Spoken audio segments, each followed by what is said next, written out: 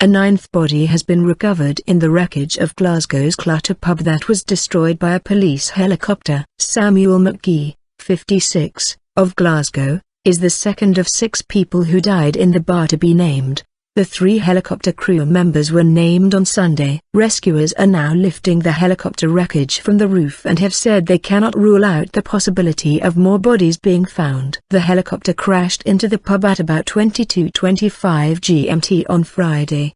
Dreadful conditions. Deputy Chief Constable Rose Fitzpatrick, speaking at the crash scene early on Monday morning, said, "I can confirm that sadly a further body has tonight been located and removed from the scene." She added, "Efforts are ongoing as we speak to establish the identity of the latest fatality." And, naming Mr McGhee, she said, "Our thoughts are with his family and friends tonight as they are with all those affected by this tragedy." Police Scotland's absolute priority has been to locate the bodies of people who were within the pub at the time of the incident and recover them safely. She added, "This process takes time as formal identification procedures have to take place before we can notify relatives and publicly confirm identities." She said work would go on throughout the night to stabilize the scene in order to continue to progress the search and recovery. On Sunday, police named 3 dead helicopter crew as pilot David Trail, 51, and police constables Kirsty Ellis, 36, and Tony Collins, 43. The first victim to be named was pubgoer Gary Arthur, 48, of Paisley. Of the 32 people who were injured in the crash, 12 remain in hospital. 3 of these casualties were being treated in intensive care, where their conditions were described as serious but stable. The family of Marco Pray fear he may be one of the victims still buried under the rubble. His father Ian and sister Louise spent much of Sunday at the crash site waiting for news. Ms O'Prey told BBC Radio's Good Morning Scotland programme of the family's frustration at the time it has taken to remove the wreckage. "There is terrible things going through my head about what kind of state he's in and we want to get him back intact," she said. "We are pretty sure that he's gone, but until I get that information we just don't know when that's going to be. I can't accept it until then. But there's still that glimmer of hope that they might bring people out alive, even though they are telling us that there is nobody in there alive." Mr O'Prey criticized the amount of time the recovery operation was taking. He said, "I thought if they'd made a better attempt on the Saturday night, I thought they perhaps could have got them out a lot earlier than they did, but I think they were more concerned about this helicopter." The Scottish Fire and Rescue Service said heavy equipment was brought in on Sunday, and the 3-ton helicopter had been secured to prevent it sinking further into the building. The aim is now to prepare the rest of the aircraft for lifting during daylight hours on Monday. Assistant Chief Officer David Goodhue told BBC Scotland, "That has allowed our urban search and rescue teams to actually tunnel under the helicopter without fear of it falling any further onto them." The helicopter is extensively damaged, but certainly the Air Accident Investigation Branch, who are in charge of lifting the helicopter, want to preserve the evidence. They want to make sure that they have absolutely all of the information, and they would like to get the largest part of the helicopter out in one piece. Confined spaces.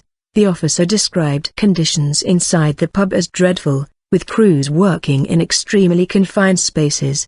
He added, "As they tunnel into the building they have to make sure that it is safe, and that there is not going to be any further collapse onto these people. So as they go into the building they have to shore it up to make sure that the helicopter doesn't sink and further parts of the building don't fall on rescue crews." Scottish Fire and Rescue Service chaplain, the Reverend Gordon Armstrong, said, "It's just a very difficult situation. We can imagine what's happening there. I haven't seen inside, but just listening to the messages, it's just one of those situations we just can't speed up. It can only go at the pace of the experts, and we need the experts in this situation." Complex site. Scotland's Deputy First Minister Nicola Sturgeon told BBC Scotland firefighters were working as quickly and safely as possible. "I know that those in the air accident investigation side of this have described this as one of the most complex sites that they've ever worked on," she said. "It's important that the helicopter is removed in a way that firstly preserves the dignity of the victims inside the pub, but secondly doesn't impose any unnecessary risks on the people carrying out this work. I fully and completely understand the frustration and the anguish for people who are waiting for news. Sections of the rotor blades were hoisted away from the roof on Sunday. Once the helicopter has been lifted, it will be moved to a secure site for detailed investigation. Aviation expert Chris Yates told the BBC it was not yet clear if the helicopter had a black box flight recorder, but said investigators may be able to establish the cause of the crash without one. "This is a police helicopter," he said. "There is all sorts of surveillance on board the helicopter. There is all sorts of data collection equipment as well, so there is an awful lot that the investigators can probably go on to understand what went wrong on Friday night." The Clutha, in Stockwell Street on the banks of the River Clyde, was packed with about 120 people listening to live music when the helicopter crashed into it. Charity concert. Eyewitnesses outside described how the aircraft fell like a stone from the sky. Others described how passers-by formed a human chain to help get people out of the pub. Officers from Police Scotland's Major Investigations team have asked for any footage of the incident to be emailed to